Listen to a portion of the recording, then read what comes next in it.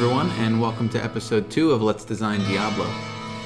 The main focus of this episode will be to enlarge the globes for mana and health at the bottom of the screen. The reason we're doing that is, while they were an okay size before, I feel like because of the how important those design elements are while you're playing the game, they really deserve to be more prominent. And it's a little bit tricky technically to do this because of how the layers are composed and how the layer ordering works, but we work our way through it, and let's get into it. Okay, so the first thing we're doing is, after we've decided to actually embark on this endeavor to increase the size of these globes, just sort of moving things around to get a feel for what we need to link, what layers we need to link, or what layers we need to put in a folder to try and, when we transform it, increase the size of all the relevant layers that are going into the design and the look and feel of the globes on either side. So there's a lot of hiding and showing and moving around and trying to figure out whether linking the layers versus putting them in a folder is the right way to go. What we end up doing for the most part is linking, because when you link, you can leave the layers in the order they're in and yet still still transform all the layers we want together at one time. If we put them into a folder, that's great organizationally, and down the line, that's what we want to do when we get this to something near a finished state.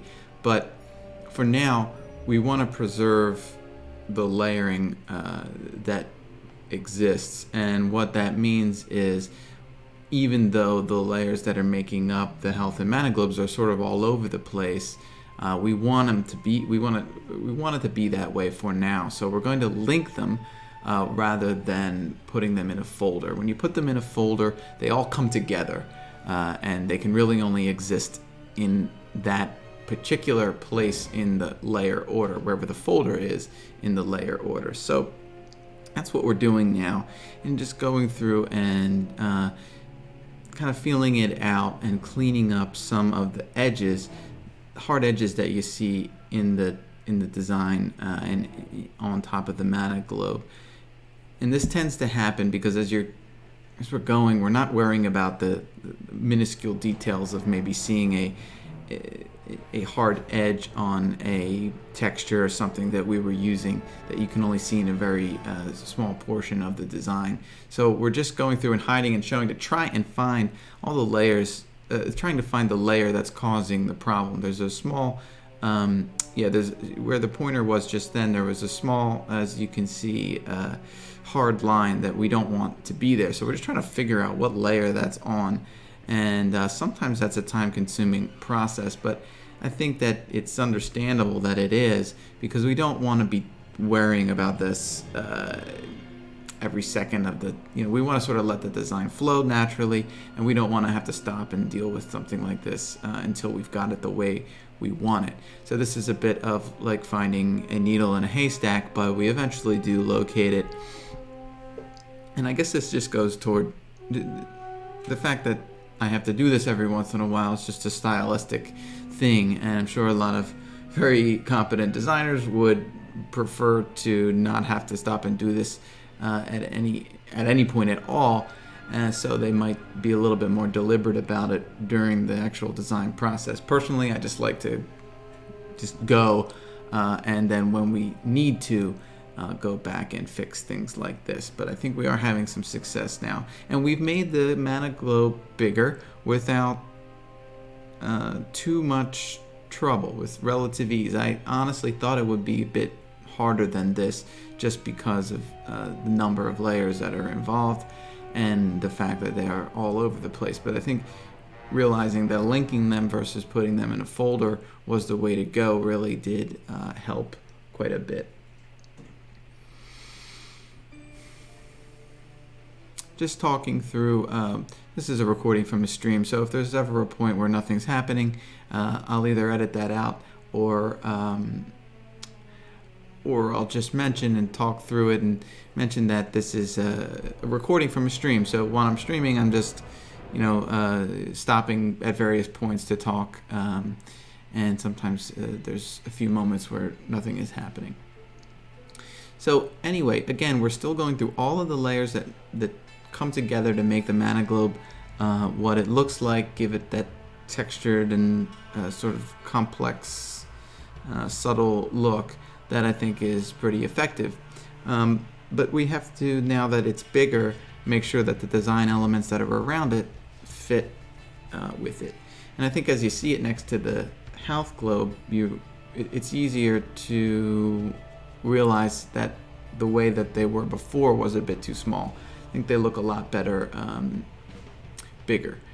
So we're just looking around now to find and to link all the layers that make up the globe so that we can move it relatively freely into its final position, which is not far off from where it is, but it does need to come over to the right a little bit and then also down a little bit.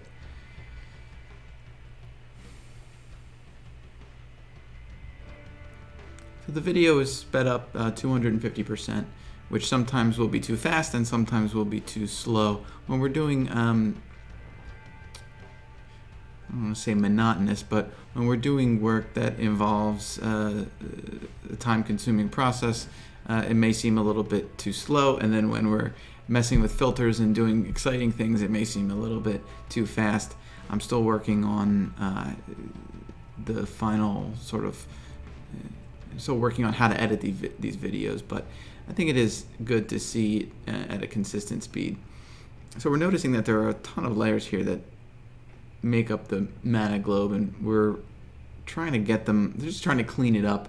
Now's a good time to clean that up a little bit to make sure the layers sort of make sense as one cohesive unit. So that's what we're currently doing. We're noticing that there is a bit of a ghosted after image of the original globe that we were using that had this sort of stand. It was sort of on a stand, and so we're seeing some ghosting there that we're going to get rid of by creating a circular selection, selecting everything, selecting the inverse of that, and then deleting it. And yeah, so we're getting rid of all that extra stuff. So now we have this globe that we can move around freely. And so we're going to put it right where it sort of belongs, perhaps after, again, taking this opportunity to clean up a few things that don't really make sense and that we just sort of left there because we didn't want to interrupt the process of designing as it was happening. Okay, so that's looking pretty good, I think. It's I would say, I don't know, maybe 20% bigger, 15% bigger. It's not all that significant really in terms of numbers, but I think it does make a big difference in the overall design, and especially considering how important those design elements have to be. We'll jump over to the health globe side, I think, in a minute, but we're linking all of the little ornaments around it just so that, again, we can move it freely, and really those little ornaments are part of the globe because they fit in with it. They sort of hug it. So when we move the globe, we want to move those also. Also taking this opportunity to just sort of think more freely about that middle bar and where it is in the overall design. It doesn't necessarily need to be there at all. It doesn't need to, we're very early going this is very early going in the design as a whole, so we have the flexibility and the freedom to rethink some things that maybe we would assume would be there in the final version of it, but really there's no reason to commit to anything at any point really until this gets in someone else's hands, which probably never will. But we like to pretend that it will for the purposes of this process. But really, so just thinking through how this should be laid out. Perhaps the whole thing comes down a little bit, and we're also looking for, I believe I look at where the middle of the design is, so that we're making sure, just also taking the opportunity to make sure that the whole thing is centered. So now we also obviously have to move the angel into position so that she fits around the size of the new globe and the position of the new position of the globe. And really, it's pretty close just as is, but you'll see the wing in the top portion of the globe is not right anymore. So we have to take a few minutes to correct that.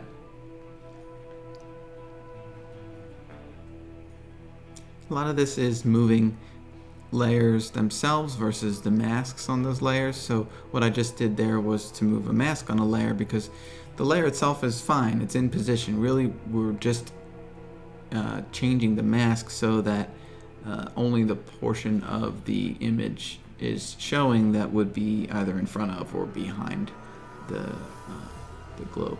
So we're using the shape of the globe there to create the appropriate mask. And then we're noticing also that there's a shadow that needs to be removed.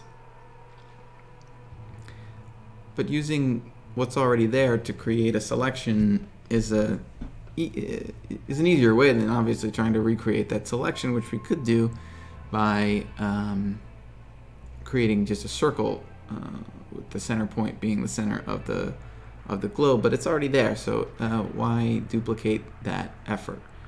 So I'm just figuring out what to do with this shadow. Is it necessary, and how do we get it back where it needs to be?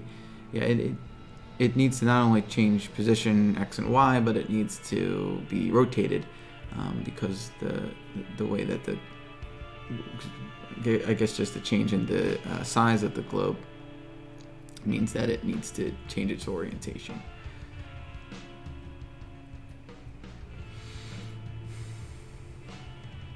I'm not sure whether we keep the shadow or not, actually. I think maybe we decide that it's not necessary or that we redo it later.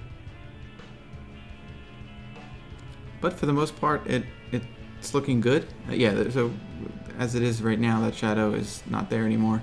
It looks, it's starting to look good. I think the angel's fitting in well. It's the right parts of her in front versus behind it. And probably before too long now, we're going to move over to the health globe side. Having done this on the mana globe side, though, it does it's a sort of a proof of concept that it is possible without too much trouble to make these bigger. And one interesting thing is if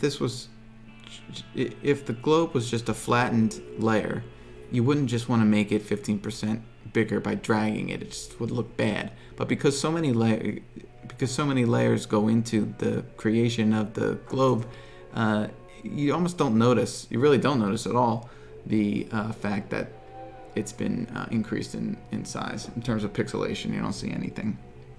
They're also smart layers, so that helps a lot.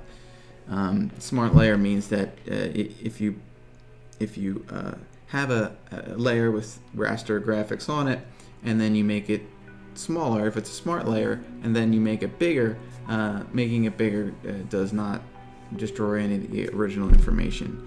It just sort of retains its largest size. So it's possible I don't remember, but it's possible that when we pasted this in originally, it was bigger and we sized it down, meaning that when we did what we just did to make it bigger again, it didn't lose any of that information, and so we didn't have any problems with blurring or anything like that.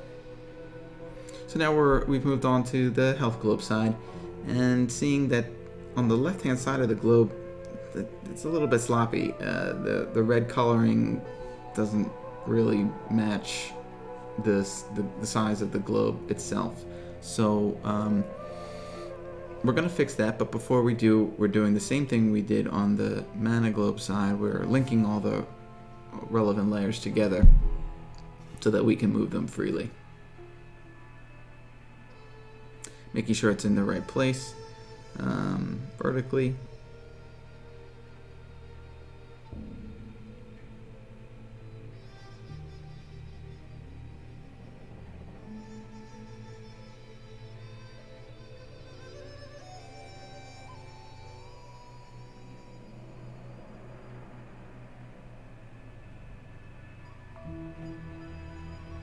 Just trying to find all the layers that have anything to do with the globe and linking them and making sure they're in the right place, and that they're not higher or lower than the other side. That wouldn't make any sense. So now we're looking around the outside and we're thinking that this needs to be cleaned up a bit.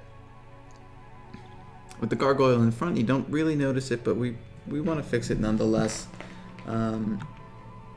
because I think in its new position it might be noticeable if we didn't. Yeah, so you see, when you could sort of hide it with the gargoyle, but not really. Really do need to fix that and make the outside sort of as crisp as it is on the mana globe side.